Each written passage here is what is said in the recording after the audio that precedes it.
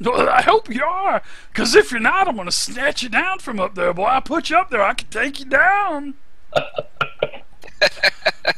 But anyway, us three, for the past couple of months, we've been having this trouble with some darn stone-boring beetles infesting all over our extremities. You know, we're kind of stuck here. We can't move, except for a couple of our arms and legs, of course. But these things are terrible. They're tickling all over the place, and you can hear, yeah, they're tickling. So, you got anything that can help us with this problem? Dorothy looks over at Steamy Tide and like, can you power wash them? Good idea. I need some more water. I can't actually make it, but I can make it wash over them. So why don't you guys, everybody give me any kind of nature check. Intelligence, nature.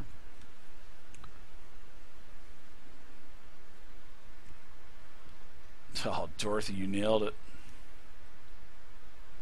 So, Dorothy, you remember in your training as a fighter, you know that, you know, after the battles of, you know, years past, fighters like yourself, warriors like yourself that are born to kill, have also basic medical knowledge. And you know that there's some natural salves that you could actually create really quick with, you know, urine and other, you know, other ingredients that you could whip something up for these beetles, you know, the problem that these Galebdurs are having with this infestation of beetles. And yeah, you could definitely create something that would, you know, give them some comfort and, you know, eliminate this beetle problem that they're having. And you know, Valen, you and Xiphus would also know what to do. But do you think you can help me and my two siblings, Heft and Pert, out? Do you reckon? We will do whatever we can. Dun, dun, dun, dun, dun, dun, dun. So what are you gonna do? I love these guys. So I guess you guys are gonna create this salve. How are you guys gonna create this salve? You guys got any kind of medicine packs on you or anything like that that you would have? Or? I got the urine part. That part I got. Do I need to snatch you down from up there? Huh? You're I gonna have a help med us? kit. Did they have any moss growing on them, perchance? Sure, there's a little bit of moss that you could, yeah, you could scrape some of the moss off. Absolutely. And plus, like I said, there's a little bit of fauna growing up every once in a while, some, you know, herbs, well, like roots, and then inside of the gouges, you can also see some earthen roots sticking out. So you could take all that stuff and blend it together, you would think. Right, Wouldn't so take too long. Dorothy gathers that, then says, just a minute, fellas, and then goes behind some rubble to take care of the liquid portion of the salve. All right, that sounds great. So give me a Help us on the way, boys. Yeah, with that 20 nature check, you don't have to do anything else, especially with both Xiphus and Valen with their great rolls. You guys are able to whip something up in about 10 minutes. You know, I don't know what you guys are using, but you know, you guys make it. All right, you got between whatever you have with your rations, your other equipment, your med kits. I have the alchemist flask. Alchemist, yeah, you can use some of that stuff as well. Well, I don't know if I wouldn't open that alchemist flask though, because you know that if you open that thing up, it's like a grenade. If you pull that pin, you got to throw it. You know what I mean? Well, Dorothy's also a fairly hefty drinker, so you know what goes in must come out. So I'm sure there's part of that in there. Okay, that's why you kind of step behind the rock, right? Well, that, and I'm the only girl. Well, I don't see any toilet paper on your character sheet, so I think you may be in trouble. That's what that extra body hair is for. That's what buckwheat and headlock's for down there. God, that's so good. You know, Sorry. pinch girls can air dry. So good. Oh Exactly, dragon bait. And that's what extra leaves are for. Dragon bait said in chat that he can just picture these Caleb Durs with baggy overalls and suspenders. So can I, actually. That's pretty good. That's totally what I'm picturing too. This is absolutely ripping my voice up too. So I thought they were more at the gas station attendants and Mayberry. Hey, how's that concoction coming? This is itching. Are you gonna? You're the one making it? Hi there. What's your name over there, lady? Just a sec. I can't go when people are talking. Oh! Give her some quiet for a couple minutes, guys. And the other couple of Gale Bears, they start to laugh. Hell yeah! So while she's doing her business, trying to make this concoction, I'm going to go ahead and try and chat him up a little bit and ask, with all this traffic you've seen lately, can you tell us who's come before us recently? Well, were you listening to me? I said there was a couple giants. One was up there, and then another one went up there. And then they started getting into some fighting, and then one left, and that was it. I haven't seen the other one. He may be down inside, but I don't know. He may not have fit. I must have missed that. Can you itch right here by side my eye? I can't reach it. Yeah, I'll start kicking the rock hard.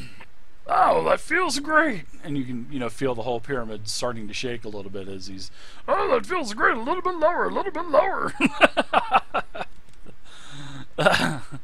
Is that dwarf going to put that salve on? Because I got a couple places she needs to put it on. Yeah, she comes back to the group when she's done. All right, so they help you up. All of the Caleb Dur, if you start to climb. In fact, they start to help everyone up to the plateau.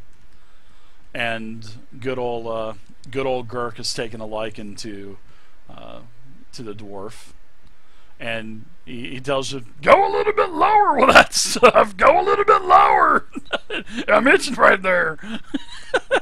So you get all of the salve on, and you can hear all three of these Caleb Durs go, that feels great. And you can see a bunch of it, as you start to put the salve on.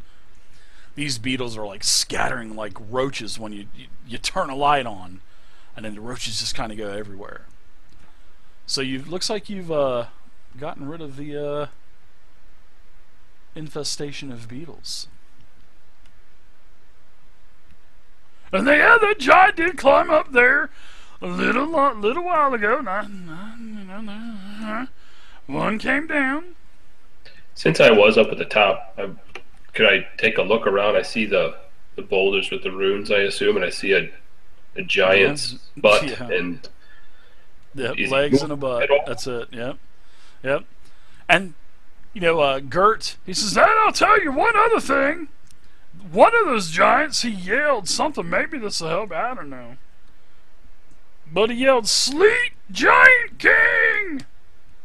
And then he bellowed out in some kind of pain. But that's all I remember. And then it was silent up there. We didn't see him anymore. Nice. If we're up at the top and we see the butt. What's up, Cody? I'm gonna poke a cheek with the tip of the monster. It's seen better days. It's definitely ripe. You can smell it, and as you poke it, some gas comes out. As you poke it. Every time you poke it, it does that. So, are we through also up there, or are we still below? If you wanted to go up there, the 3 Caleb Durs have assisted you in getting up the pyramid. Yes. Okay. All right. So all of you are on the top of it, and it's a little crowded up there now.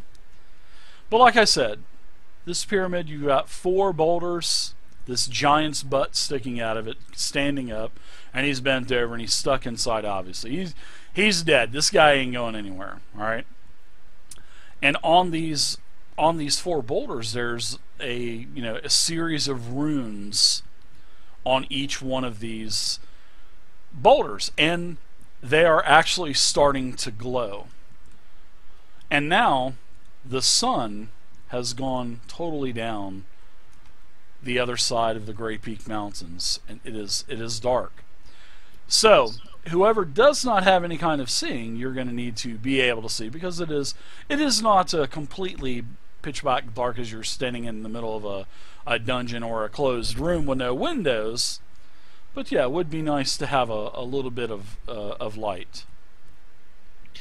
Can just learn anything interesting from an Arcana check on those runes, possibly? Sure. Yeah, absolutely. Yep. So let's see. All right. Wow, very, very nice roll. So all of these runes, you're able to tell that this giant, he basically fell prey to these runes because it is a trap. And your check was so good that I'm going to even go a step further, that this trap is connected to the runes, and it killed the stone giant probably with one type of shock, and the trap has recharged itself, but because of that these types of runes would be much, much, much brighter, you can tell that this trap is probably not as potent as when the giant set it. And possibly, because you had a 20 roll, I'm giving you the kitchen sink. Oh, nice. Because this trap is probably went off several other times because of the damn giant being stuck face down and ass up, sticking out of it. And it definitely is necrotic damage, because you can see that the skin has kind of rotted away, and there is like you can hear flies and see maggots kind of buzzing around and kind of crawling at the base of where the hole is and where his body is stuck. Alright, I'm going to pass that on to my companions, but there's no other tell them to wounds. Be wary of that entrance. Yeah, and you guys are all looking at this giant, and there's no other wounds on this giant. No visual wounds, it is. But he definitely died from those runes, and it was definitely necrotic damage. What language is the runes in, if we can tell? They're just it's just arcanic symbols and runes. So if you're not a mage or a cleric, you're really not going to know what they would say. Yeah, Shemgar doesn't have a clue what's going on. He just wants to get in this. I'm a cleric. If you want to try to see what they, and seeing that this is part of this trap that was guarding this the entrance to this cache. Obviously, this is where Verada Store has given you the location to. So maybe the giant is just blocking it, and nothing else could get in. Maybe. So I'll let you do an Arcana check. If you are proficient with magic, you can do an Arcana check. If you are not proficient with magic, you can still do a check, but you're going to do it with disadvantage. Okay, I'm an arcane cleric, but I don't have proficiency in Arcana. But you still would know the arcanic symbols and stuff, because you have the base knowledge of magic. So because they're the magic in 5e is like strands of magic of symbols and whatnot and runes. So all right, so go ahead and do an Arcana check for me. All right, Valen. Xiphus, I seen Xiphus. You want me to give you another Arcana? No, yes. One more. That was for your other roll, sorry. Yeah, this is for something totally different. All right. So, Valen, as you're looking at this, and with the help of Xiphus as well, you're kind of a little puzzled a little bit, Valen, and then with you two working together, you guys are both able to determine that this is pretty much a puzzle, and these 4 runes put some kind of message together. And the series of runes have four phrases on them. All right. So, all right. Basically, what you guys are able to determine is these 4 phrases are asking you to say something, basically. Because when you're looking at this, the first, and you're looking at all these different these phrases. The first phrase that you guys are able to put together is, to pass, you must speak the phrase of praise. Okay, I can see everybody's going to Google right now, typing this in. As a DM, you think like that.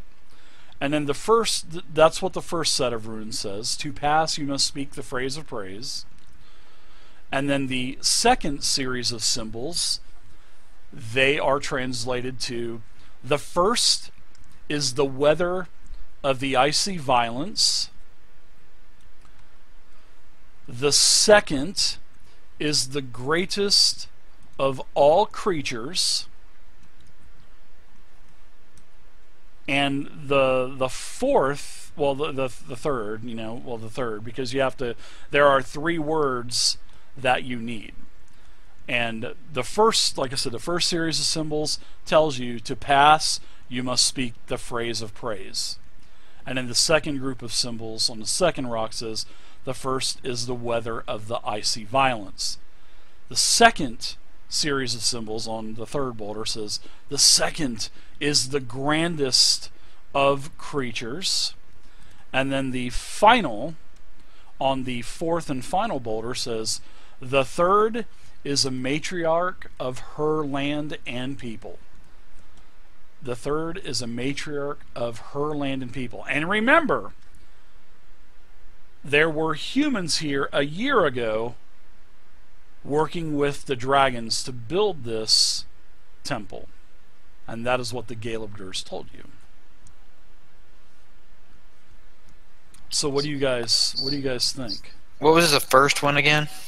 The first is, it's in chat. I see it. Okay, the first is the weather of the icy violence. The second is the grandest of creatures, and the third is a matriarch. Big keyword there, hint from the DM, of her land and people. So having been told that this is a word puzzle or something like that, I have an idea, but I don't want to stand here and say it and be wrong. Yeah, I want to go back to Gurk and enough. say and kind of crawl down that rope if I need to talk to him and say, what was it that you heard again?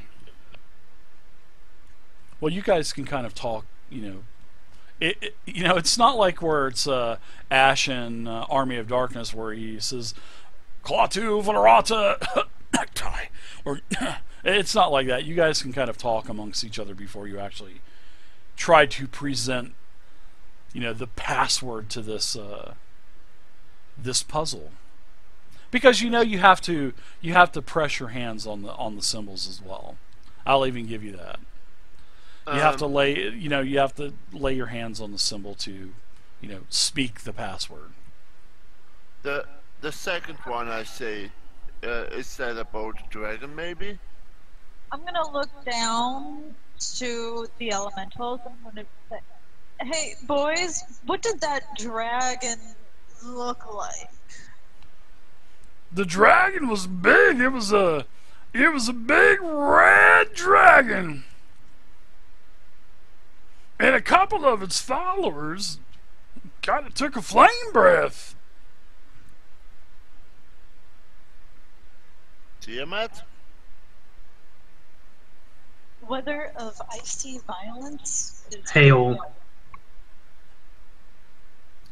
Hail the dragon Tiamat. Ooh. Wow, you guys are great Googlers. No, I'm just kidding. So yes, hail Dragon Queen Tiamat. Even though that was one extra word, that's close enough. Yes. All of a sudden, everything starts to rumble a little bit. And then the runes...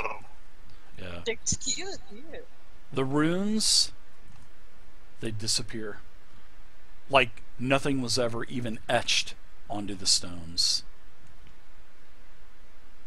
Very nice. Good job, guys. First try. And good job, Steamy, with that.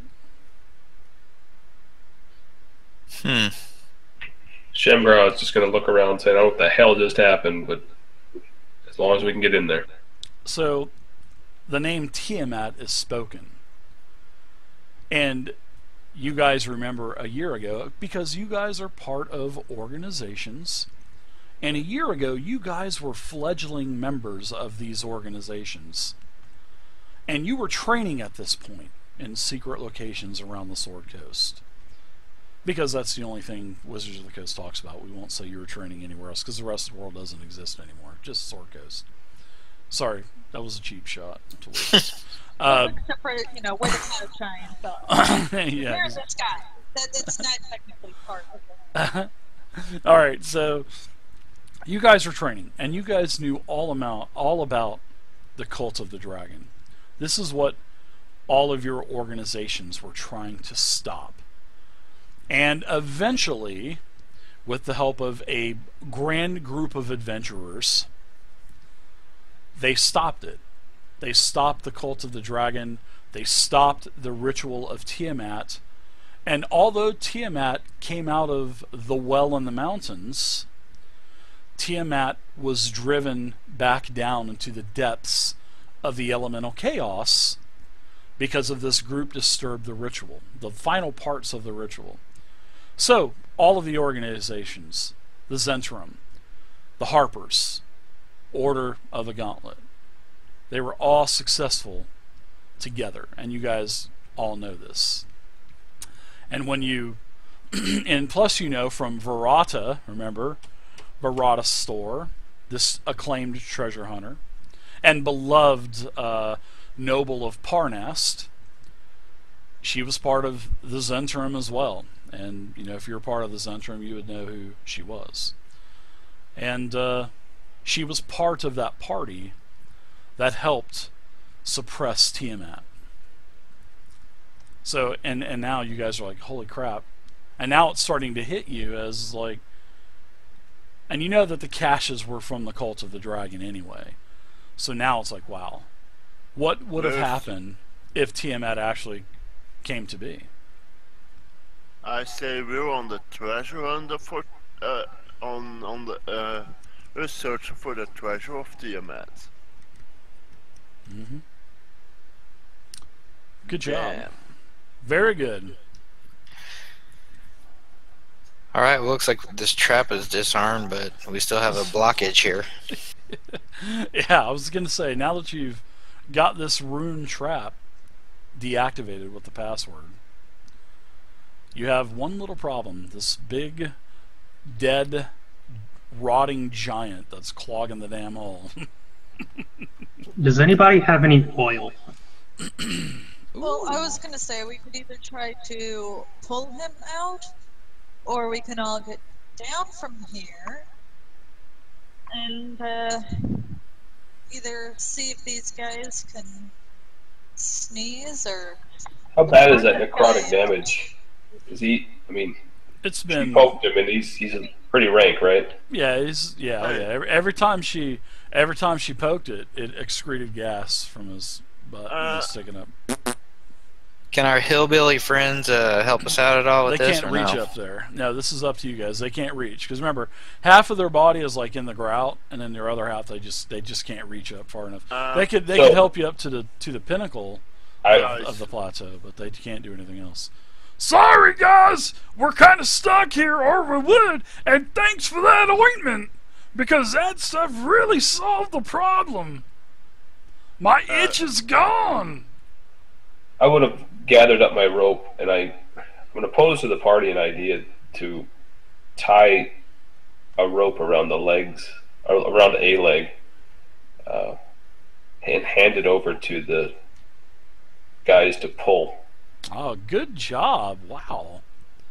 I was thinking. Yes. Maybe the legs will come off, or maybe they'll pull them out of the hole. Either way, it gets us a chunk that's not in our way anymore. I was thinking of something completely else. What's that, Alkin? Speak. I was thinking that alchemist fire. I got a holy hand grenade. That'll take care of it. Yeah, I was thinking like with the way he's that guy is farting the moment you poke him, and an alchemist fire. Oh, he's gonna blow him up. Yeah, blow us up. You can kind of hide. They'll hide you on the sides, maybe. If you ask them politely enough, I'm sure the Gale-Dur would accommodate your needs. You accommodated their needs. They are very happy campers right now. They have no itches. Dorothy could just ask him real sweet like anyway.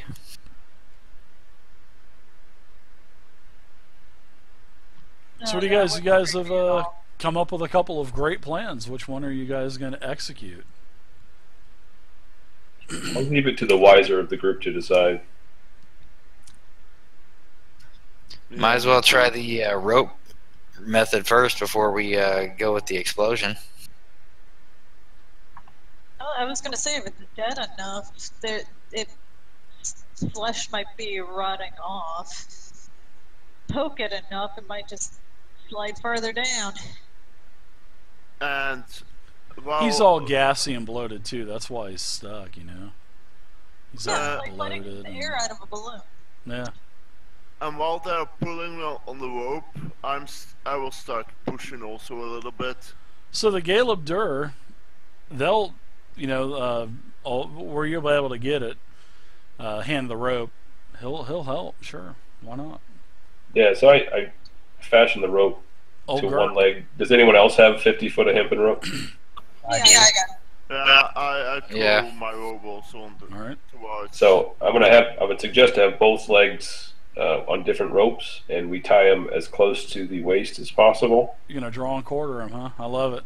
And then have the Gale-Dur hopefully pull in different directions as much as they can. Yeah, because if you're using one rope is plenty enough, but the other rope you can give to a Pert, and Pert said, "Yeah, I'll pull the other leg. We'll get that sucker unstuck for you." And I put my shoulder. I love it. Sorry guys for my corny voices. I love doing them. And help a little bit with pushing.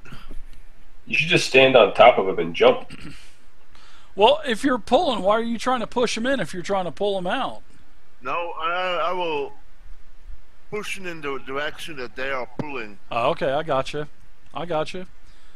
Sure. I'm hoping. With my Goliath strength, I'm hoping to help a little bit with pushing it. You guys can do it. So all of you, you get the ropes to Pert, you get the rope to Gurk, and you guys start to pull, and they say, "Hey, we need a little bit of help here." Yeah, y'all get on the rope and help pull too, because we can feel it. And you can see this, you know, this giant's ass and legs are starting to, you know, really start to sway back and forth. But they're like, "We need a little bit more help." So you guys are going to need to get on the rope, and we're going to do a group skill check, which there's not a whole lot of them in D&D 5e. And to explain the mechanics of a group check, it works like this. Whoever's pulling on the ropes, however many ever, you have to have at least half the group be successful with a strength check. And if 3 of the group is successful, then all of 3 of 6, then the whole group is successful, and you'll probably pull this thing out. So that's pretty much what you guys needed. That's how a group check works in 5e. You want athletics, Dave? You guys can use strength, and if you have athletics, you can also add your proficiency bonus, so yes. So, given it's my idea, I'm going to go ahead and burn advantage on this one. Okay. Anybody using inspiration or anything? I guess not. Yeah, I'll do it. I'm not that good at strength checks, so I'll burn mine too. Yeah, Zyphus will use his too. Okay. Wow, they've nailed it. Oh, wow.